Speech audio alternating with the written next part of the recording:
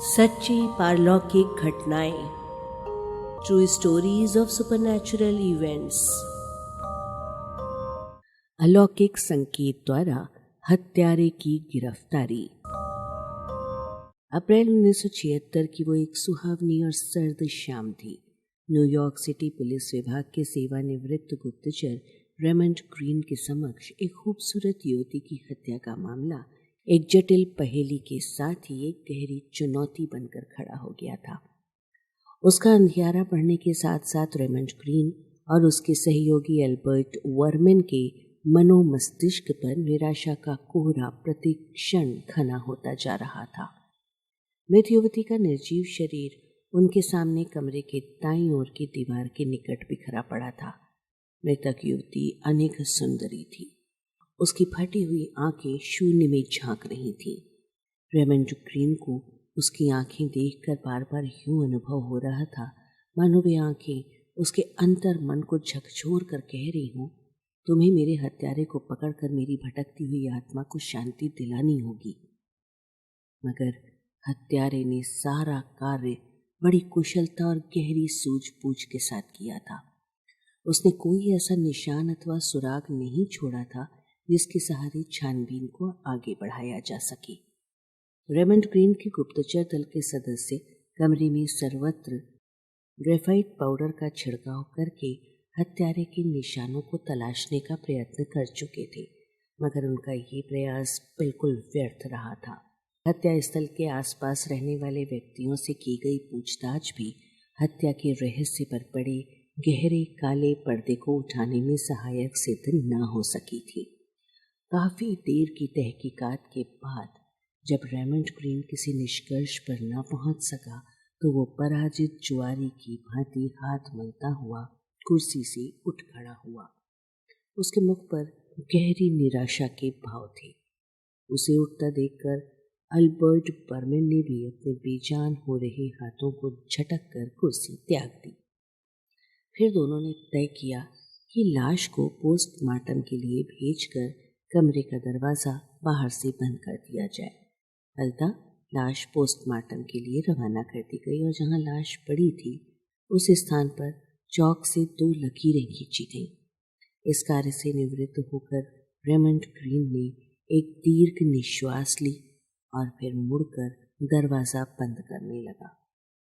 सहसा उसके मन के किसी कोने में जिज्ञासा उभरी कि एक बार फिर कमरे में झांक कर देख लिया जाए। ये विचार मन में आते ही उसने अंधेरे कमरे में झांका। दूसरे ही पल उसकी आंखें एक नए परिवर्तन को देखकर विस्मय से फैल गईं।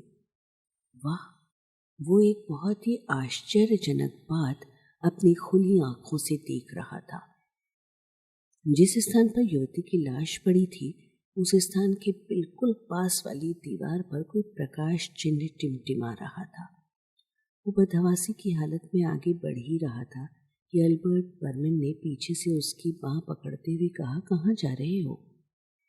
धीरे से अपनी बाह छुड़ाकर रेमंड ग्रीन ने दीवार की ओर संकेत करते हुए कहा, वहां कोई चीज चमकती हुई नजर आ रही है। कह नहीं सकता वो क्या है, मगर जो कुछ भी है वो आश्चर्यजनक है। इतना कहकर रेमंड ग्रीन बेताबी के साथ आगे बढ़ा। वो स्थान जहां लाश पड़ी पाई गई थी और जिसे अब चौक से घेर दिया गया था, ठीक उसके ऊपर दीवार पर कोई निशान चमक रहा था। रेमंड ग्रीन आंखें गड़ाकर उस निशान को देखता रहा। ये निशान तो हाथ की उंगलियों और अंगूठे का है। रेमंड ग्रीन ने आगे बढ़कर लाइट का स्विच ऑन कर दिया। प्रकाश फैलते ही दीवार पर चमकते हुए निशान गुम हो गए। रेमंड ग्रीन ने दीवार के समीप पहुंचकर देखा, तब भी निशान गायब थे। घुटनों के बल नीचे फर्श पर झुककर रेमंड ग्रीन ने पुनः दीवार का निरीक्षण किया। वहां पर ग्रेफाइट पाउडर छिड़का हुआ था। इसका अर्थ था कि प्रयोगशाला की टीम को ग्रेफाइट के छिड़काव के बाद भी वो निशान दृष्टिगोचर नहीं हुए थे। रेमंड ग्रीन ने पुनः तेजी के साथ लाइट का स्विच ऑफ कर दिया। अब वो चमकते निशान पुनः दीवार पर टिमटिमा रहे थे। एल्बर्ट, हमें किसी भी प्रकार इन निशानों का चित्र ले लेना चाहिए, मगर यहाँ तो और कोई भी नहीं है, फिर रात भी काफी हो चुकी है, आखिर फोटोग्राफर कहाँ से आएगा? एल्बर्ट बर्मन ने उत्तर दिया। रेमंड ग्रीन ने हुंकार भरी। फिर उसने कुछ सोचकर अपनी जेब से नोटबुक निकाली और बड़े ध्यान से दीवार पर चमकते हुए अंगूठे तथा उंगलियों के निशानों की अनुकृति नोटबुक पर उतारने लगा। 10 मिनट के बाद रेमंड ग्रीन का हृदय एक नई आशा के साथ धड़क रहा था। उसके शरीर में फुर्ती और दिमाग में ताजगी आ गई थी। उसने मुस्कुराकर अल्बर्ट बर्मन की ओर देखा और फिर उसके साथ कमरे से बाहर आ गया। कमरे के दरवाजे पर ताला डालने के पश्चात उसने अल्बर्ट बर्मन को घर चलने के लिए कहा और फिर उसे शुभ रात्रि कहकर मोटरसाइकिल पर एक ओर चल पड़ा। अब उसका रुख अपराधियों के हस्त चिन्हों के विशेषज्ञों के कार्यालय की ओर था। वो इतना अधिक उत्तेजित हो उठा था कि प्रातःकाल होने की प्रतीक्षा करने के लिए भी नहीं रुक सका। अब तक उसने प्रत्येक अपराधी को अपराध विज्ञान के तर्क और गणित के फॉर्मूलों की भांति साध्य तथ्यों के आधार पर पकड़ा था, मगर इस बार विज्ञान व्यावहारिक और यथार्थ के धरातल पर, जबकि वो एक अपराधी के हाथों पूरी तरह पराजित हो चुका था। कोई अलौकिक शक्ति ही उसका मार्गदर्शन कर रही थी। उसके अंतर से आवाज आ रही थी कि हो न हो दीवार पर चमकते ये निशान हत्यारे के अंगूठे और उंगलियों के हैं। नोटबुक पर उतारे गए अंगूठे और उंगलियों के निशानों को अपराधियों की हस्तरेखाओं के संग्रहालय में ले जाकर वहां विशेषज्ञों की सहायता से मिलाया गया।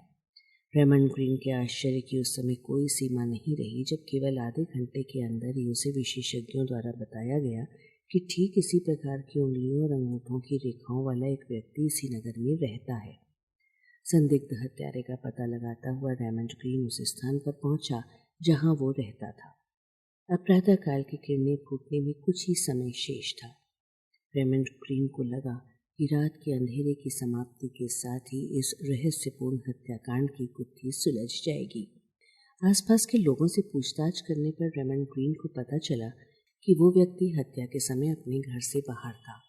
लोगों से ये भी पता चला कि मृतक युवती के साथ कुछ समय पूर्व तक उसका मेल जोल था। वो एक दो बार उसके कमरे में भी आई थी। रेमंड ग्रीन अब एक भी क्षण नष्ट नहीं करना चाहता था। उस व्यक्ति के घर के दरवाजे के सामने पहुंचकर उसने बाएं हाथ से कॉल बेल का स्विच दबाया और दायां हाथ ओवरकोट की जेब में पड़े हुए रिवॉल्वर पर रख दिया।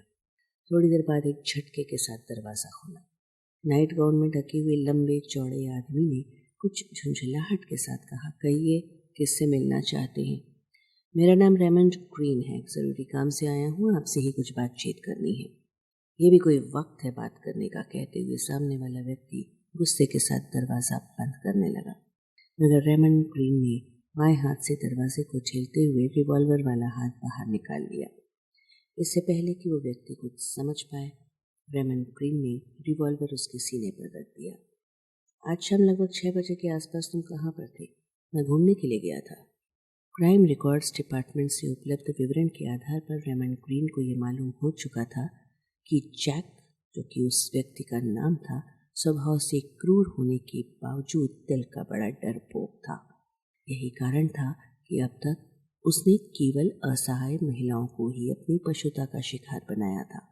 रिवॉल्वर की नली का दबाव जैक के सीने पर और गहरा करते हुए रेमंड ने कड़कती हुई आवाज में उससे कहा, झूठ बोलने की कोशिश मत करो, सच बताओ, नहीं तो बताता हूँ, मगर रिवॉल्वर का दबाव तो कम करो, मेरा सीना फटा जा रहा है, जैक ने अनुनय भरे शब्दों में कहा।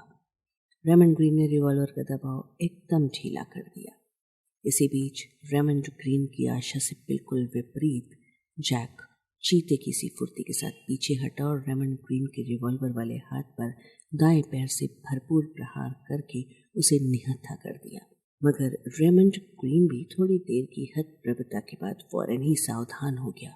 उसने तुरंत एक साथ दाएं हाथ के मुक्के और बाएं पैर के जबरदस्त प्रहार से जैक को जमीन सुंघा दी।